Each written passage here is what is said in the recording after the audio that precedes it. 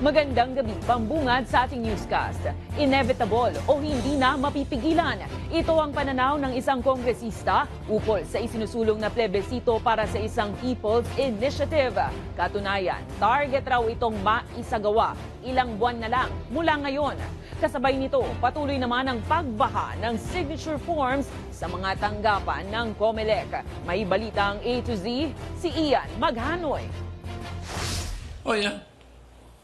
I confirm that. I offer the word July. That during such discussion and explanation by the proponents of the People's Initiative.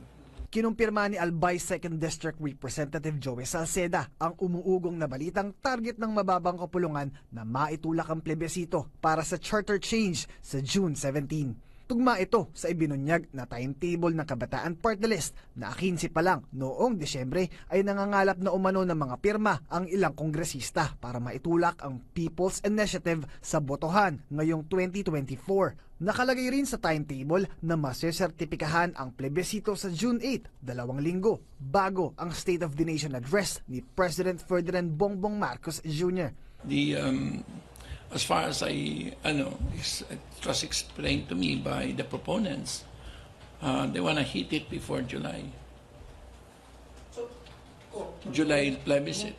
Kaya naman kanina, napasugod ang ilang grupo sa labas ng Kamara para irehistro ang kanilang pagtutol rito. Minamadali nga, niraratsada.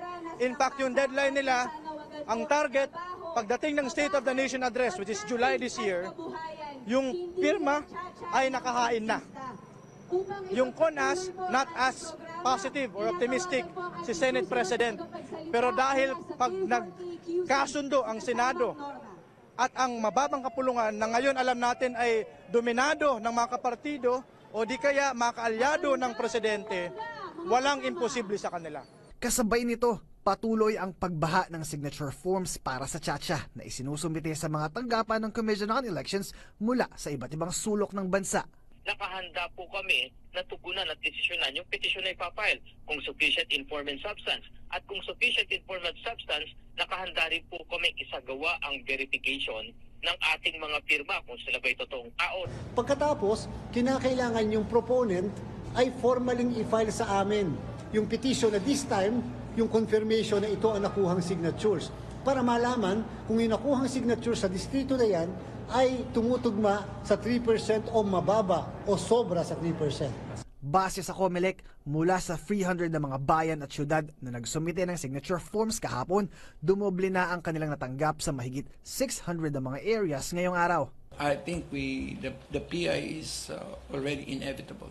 Para sa Balitang A to Z, Ian Maghanoy.